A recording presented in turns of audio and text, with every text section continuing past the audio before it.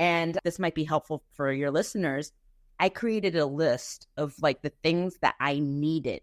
So I knew at that point I needed to do healing work. I knew that that was something I really, really wanted. I also knew I wanted to work one-on-one with people in a very intimate space at that time. And then I also knew that I wanted to reconnect with my culture because I was in this journey of really coming back to falling in love with myself and my people. Like, this has been a long, long journey.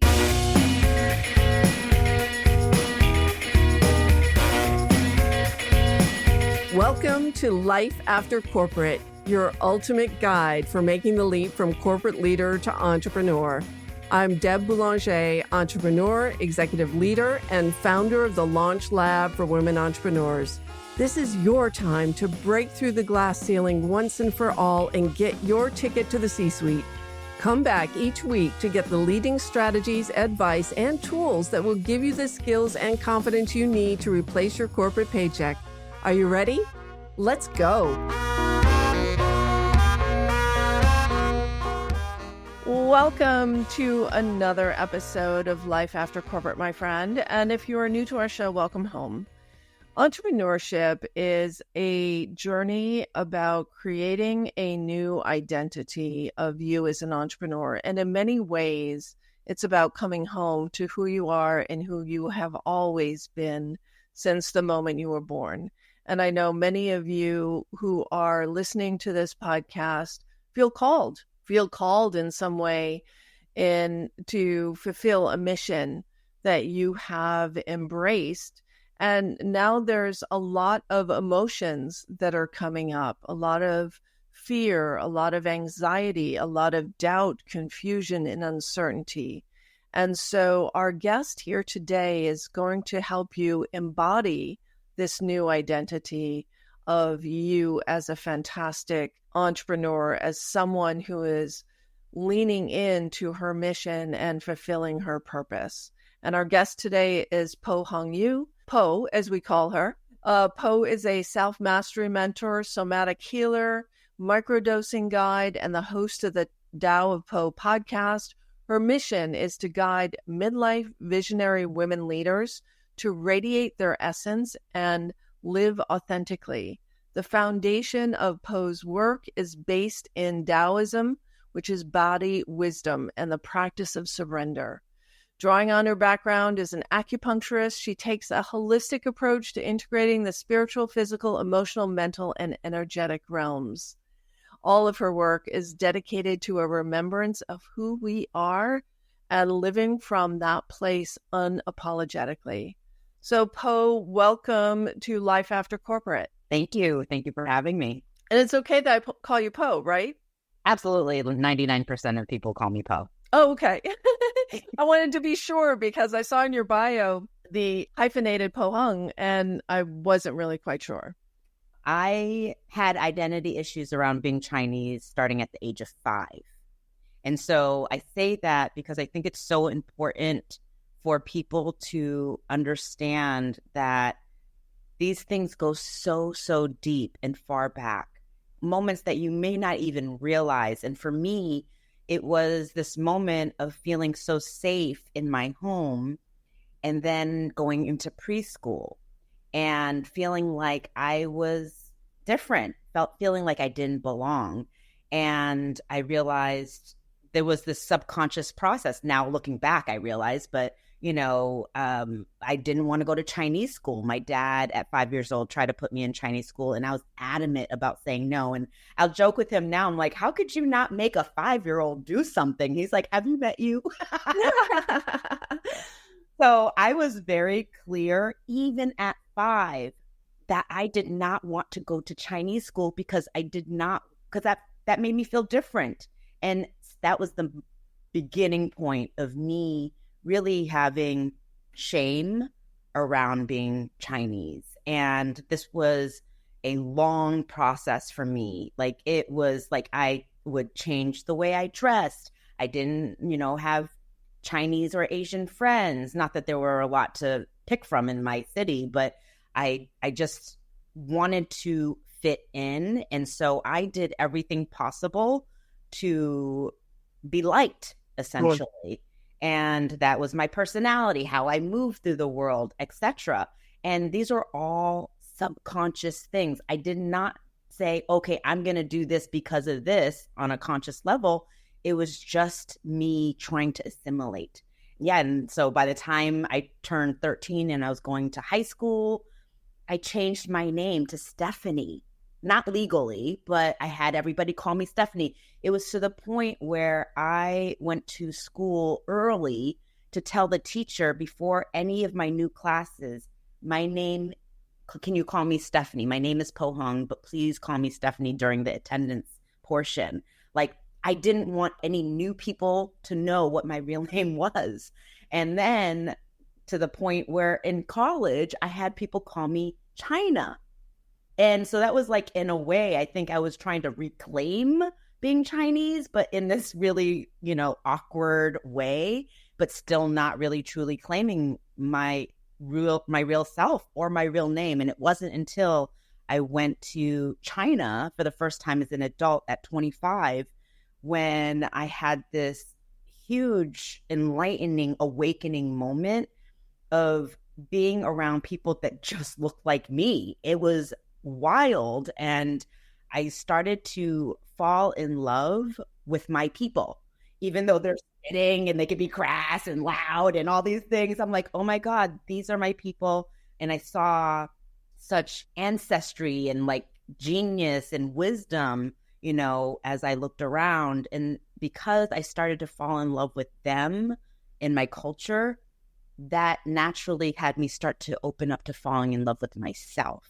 Wow. And so when I came back to the States after that, because I had a job at the bank, because I worked in corporate America. Yeah, we're going to go there next. Yeah. Because we have so many different identities, right? So from the fact of when you're a child, and that story was so poignant because, as children, we're trying to make it in the world and we're looking for safety. We're looking for security. We're looking to show me how to do the right thing so that I'm not embarrassed. I'm not shamed. I don't bring shame to my family or shame to my parents. And so the people pleasing, and I think you've just spoken to all women, number one, and certainly all women of color who come from a different background, because we are the onlys. We're the only, frequently because of our genders, sometimes because of race, upbringing, beliefs, and where we come from. And so, and then this whole journey from corporate to entrepreneurship is a whole nother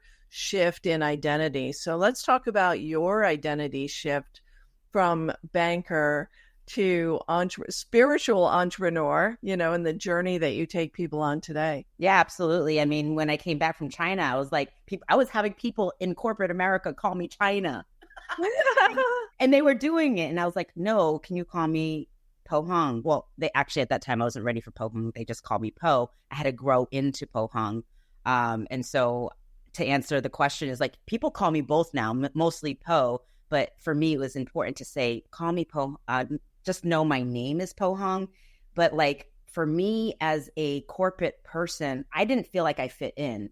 Just being who I was, very loud and boisterous, even back then, was very challenging because I felt like I was a caged animal. Like that's how I felt, And I was, working in the financial industry, not only in, I got my Series 7, my Series 6, my Series 63. These are like stockbrokers licenses. And I was basically working with the good old boys, and I just felt very out of place. And I was feeling like I was suffering, and suffocating. And I knew I needed to do something else. I always knew I was going to be an entrepreneur because as a young girl, the only things I would play at even 8 years old was witch and entrepreneur. So it was bound that the two would come together at some point in time. That's why I always help people with purpose work. Like, what is it that really resonated or you love playing as a kid, right? Like, there's so much wisdom that our inner children carry, and I do inner children work. And so I always knew it was going to happen. I just didn't know how. And I think a lot of times in our path as an entrepreneur, there's a lack of clarity for most of us. Like, what is it exactly? We know that we want to do something else. And I for sure did. but I just didn't know. And so the first step for me was a miracle. I was laid off from my job, and I was praying for that. I literally came back from a trip from the Greek islands, and they brought me into the room, and he said, "We're laying you off." And I tried to pretend like I was sad, but I was up and down on the inside. And from there, I started collecting unemployment. And then I just had this inspired moment of, I'm going to start a pet sitting business, a dog walking business. And this is 20 something years ago, before it became all the rave. And so I was ahead of the curve, and my business just boomed. So this was my first step into entrepreneurship. And I was like, this is exactly what I needed. I felt free for the first time in work. I knew it wasn't for me for good, but it was the next step in my process. And guess what? Even the work that I did with dogs and cats, I've always been an animal lover since as a kid. I always had pets.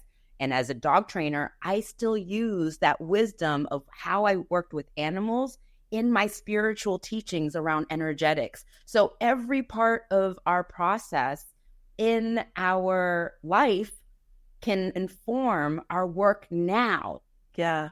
There's so much richness in everything that you've just said and revealed to us.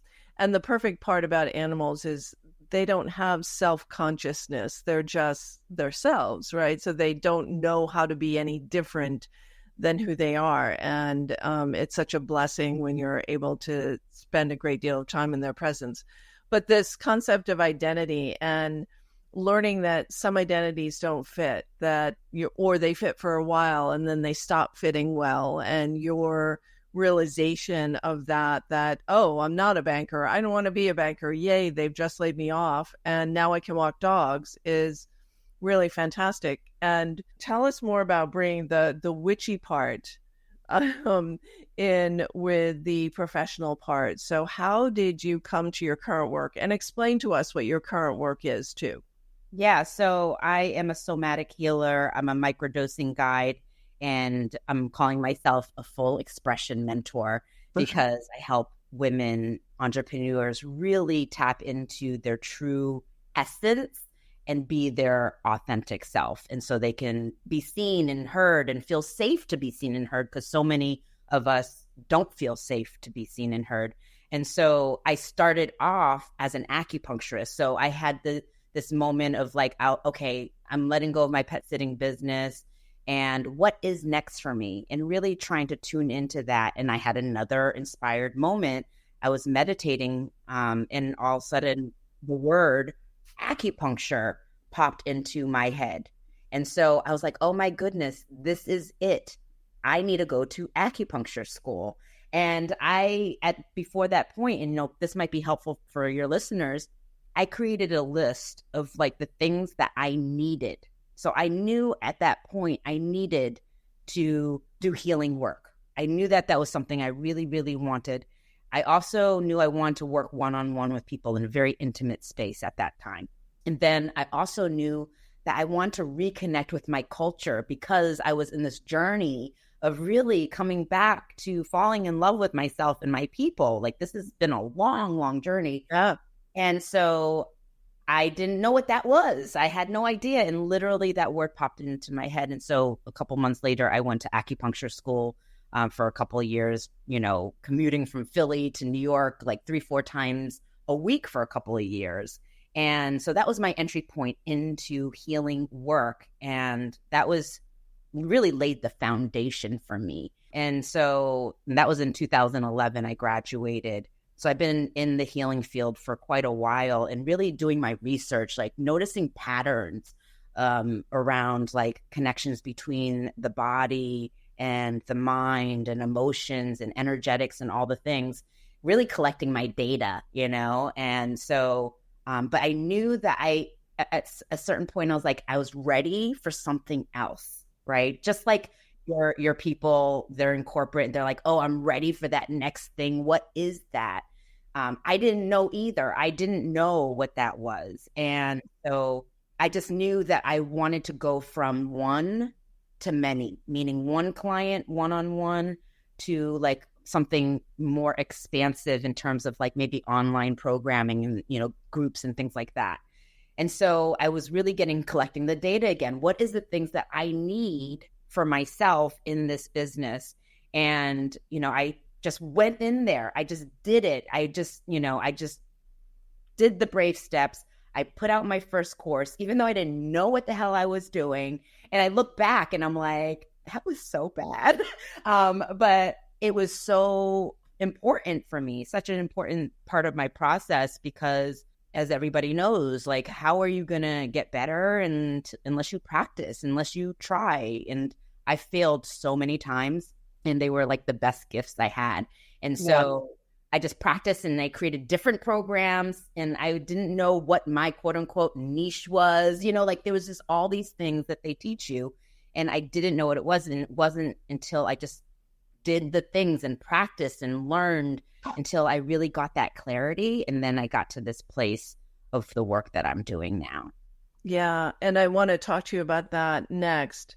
But what you've just highlighted is, number one, entrepreneurship is a spiritual journey, right? It's about discovering you. It's about listening intuitively to your calling. What is it I'm feeling called to do right now? And I love that you just mentioned, I was listening, I was meditating. That's how I got the calling.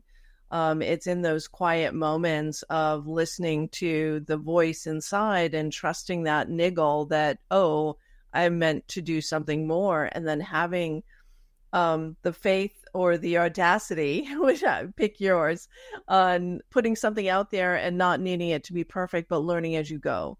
And the other part of entrepreneurship is pattern recognition, of spotting the patterns, connecting the dots. So as someone who is analytical in nature, I imagine, because of the analyzing the finances and then going into acupuncture, analyzing what's going on in this person's body, where do those needles need to go? And that acupuncture coming from your culture, it's like this whole full circle moment that we're experiencing right now of, Po, the Chinese girl, Po, the healer, Po, the businesswoman, are all coming together in this new manifestation of who you are in helping other people on their journey of getting in touch with authentically who they are. So tell us more about what you're doing now, because we all know, and we were talking before we hit record, that I had posted something on LinkedIn today that's gone fairly viral. It's got like 3,000 impressions, a bunch of shares, and it was about shame. It was about when women are executive leaders in corporate, we can't show any vulnerability. We can't show that insecurity because sharks smell blood. And if you're not standing tall in your stilettos, then someone is ready to topple you over or expose your weakness. So it's very competitive. It's very, not conducive to personal expression and personal development.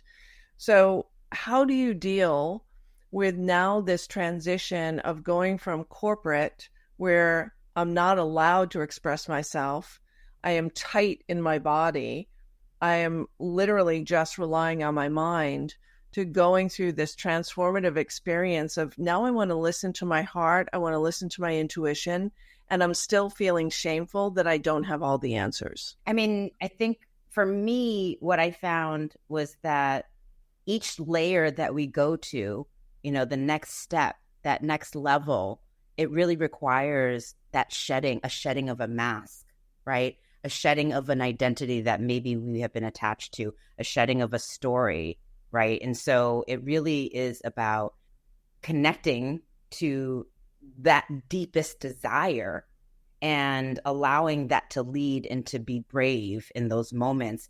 And, really, ultimately, it's about regulating the nervous system and doing that work in the body, because, I was a hyper independent woman, and I know many of these corporate jobs really train us to be hyper independent and to add to that. And so a lot of the work is softening, is surrendering. Like you talked about, like the vulnerability is so challenging. It feels so shameful because people have made vulnerability a weakness, when truly it is a superpower. And when we're disconnected from our softness and who we truly are, that essence, right? Our calling, that soul's calling, not just this idea of what our mind thinks we should be doing. When we're connected to that, then that gets to lead, and we eventually follow that calling, and where there's no other way. There's no other way. For me, I knew I could feel this thing inside of me.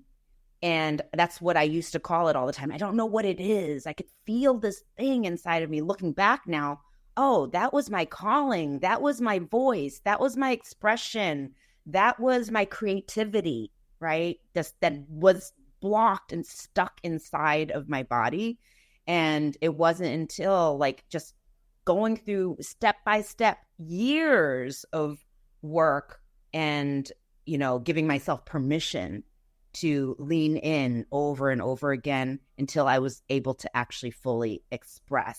And so I forgot what your question is, but I think it's just so important to talk about this, the patience that it requires, the devotion that it requires to be on this path, and, really showing up to take care of yourself. And that part of that is being vulnerable, because the truth is you can't market your work now without allowing people to truly, they can see past it. They can see if you're putting on a face. They can see if you're just being, a perfectionist, or just whatever image that they think that they're supposed to put out there. People really want connection. Yeah. And are really craving that kind of intimacy and realness. And so, this work of really tapping into your truth and your expression is so critical. So we're going to start talking about the how.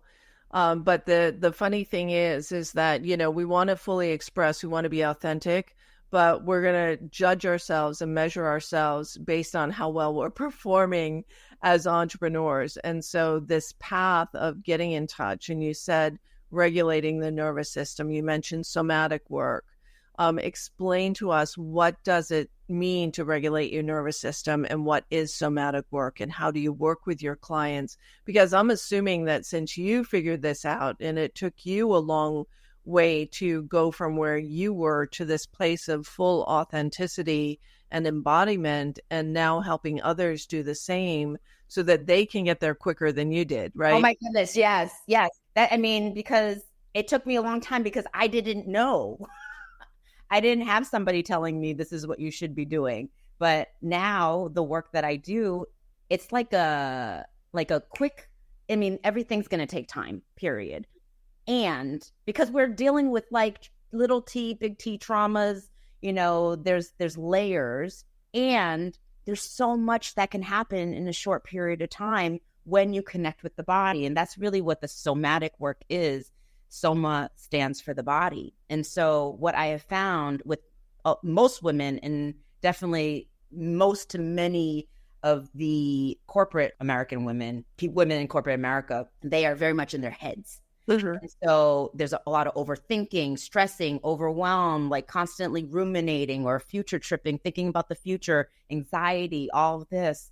And from my experience, it's because there's a disconnect from the body. And it needs to be integrated. The mind and the body need to work as one. And so that means starting to feel, really, as basic as that sounds, it's probably one of the most challenging things or scary things for some people to consider. Right. And so, that means feeling the sensations in your body. That means feeling the vulnerability, feeling the emotions that maybe are arising and need attention, right? It means connecting with your inner child and those, what I call visibility wounds, because this is what I found, women do not feel safe in their bodies, so many. And it's because their nervous system is dysregulated, because there have been moments of them, trauma that's living in their nervous system. And so these moments of feeling my voice was shut down, or I couldn't be myself. Could be when you're young, could be your parents saying, you're not supposed to be heard, or like you're being even joyful and they don't, that annoys them, or, could literally be any experience, like small, that you don't even realize is impacting you, to like obvious big T trauma moments where you felt unsafe to just be. And so the safety in your body and the safety to be seen and safety to use your voice is such a critical part of the step. And what I found is that there's so many women who are entrepreneurs that are saying, I just need to be visible. I just need to be visible. But they can't, and they beat themselves up because they can't do it. And they literally feel like fear or terror, and they just feel stuck in there, or they could just be like, I keep procrastinating, or they're self-sabotaging, or the imposter syndrome is like out of control, or their perfectionism is out of control, or their people. Okay, I'm raising my hand. So, but what do I do? What do I do about that? So, we have mostly people listening to us, not watching us here. But how do I get comfortable being in my body? And how do I get comfortable with visibility? Like, what is the work? Give me something, Poe. Yes. So I have a whole framework for this. There's 3 segments to it. The first segment, which is the most important, is creating space. So what I have found is that most women are not creating space for themselves. And so that means like they are trying to fix themselves. They're judging themselves into healing. And so that first step is always, for me, is overcoming perfectionism. Really being so freaking gentle with yourself that you just are willing to make 1% shift at a time.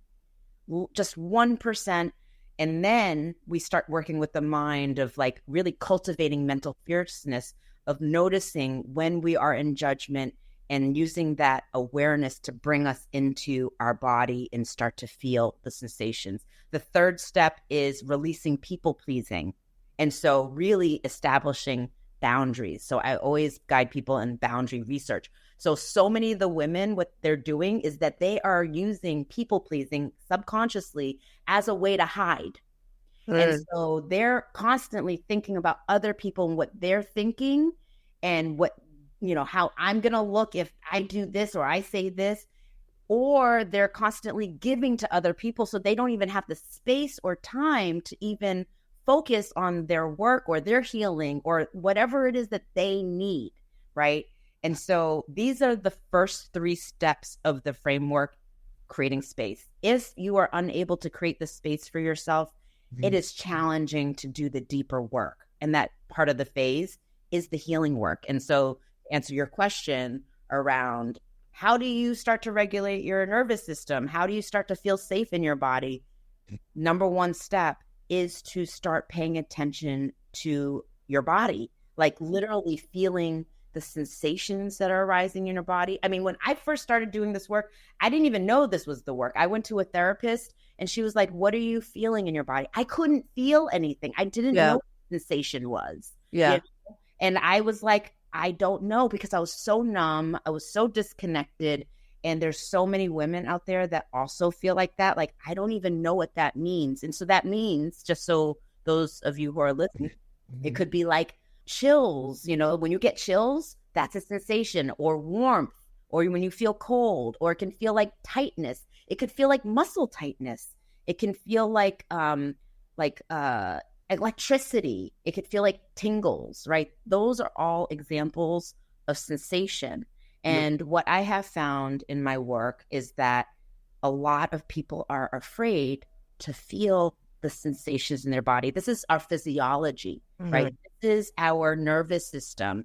And so part of the way that we start to regulate our nervous system is by feeling the physiology, is feeling those sensations. And people are afraid of it because it's like say you get emotional and you get angry, right? You might feel this heat rising in your chest. And people are like, oh, they want to just shut it down because it feels unknown. It feels scary. And so the practice is 1% at a time. Yes. To feel. Yeah. And sometimes, especially with women in corporate, there is an undercurrent of anxiety that has become so normalized that you don't even notice that you're anxious, or that you're always on edge, or that you're always focused on activity. You always have to. I know people in my life who just have to keep moving all the time. They're so uncomfortable staying still because they need to be in motion. You mentioned early on when we did the intro about microdosing. And I know that microdosing has come out of the closet. It's no longer a secret thing. It's become a thing. It is a thing that people are trying, that they're doing. Talk to us a little bit about where microdosing fits in and what really microdosing means for those who aren't familiar. Yes, absolutely. And microdosing is also a great way to help support with the nervous system. So we're talking specifically about microdosing psilocybin mushrooms, aka magic mushrooms. And the way it works is there's microdosing and then there's macrodosing. So macrodosing is when people go on a deep dive journey with a higher dose, and that's done in a safe setting with a guide. And with microdosing, you're taking a sub-perceptual dose, meaning it's such a small amount that you don't feel high, you don't feel psychedelic effects, you don't have hallucinations. People who are even sensitive that I've worked with have never had any issues with that. Of course, there may be like a random person here and there that maybe they're too sensitive, but I have never come across somebody who cannot microdose. And so you could drive, you can work while you're microdosing, you can be with your kids, you can do all your... So what does it do? What is the benefit of microdosing? Like, why would someone want to try it? Because they want to rewire their brain and their nervous system. It helps with anxiety, depression, ADHD, PTSD, and like all these things that I'm talking about, like these, because we're talking about symptoms of trauma responses, functional freeze, like what you're talking about, like where people are shut down and they don't even realize that they're anxious in the undercurrents. There's the functional freeze, meaning that your nervous system is frozen, but yet you're highly functional, just like a functional alcoholic, right? It's similar, but different. It's like you can do all the things. I know women who are making multiple 7 figures, 8 figures that are in functional freeze.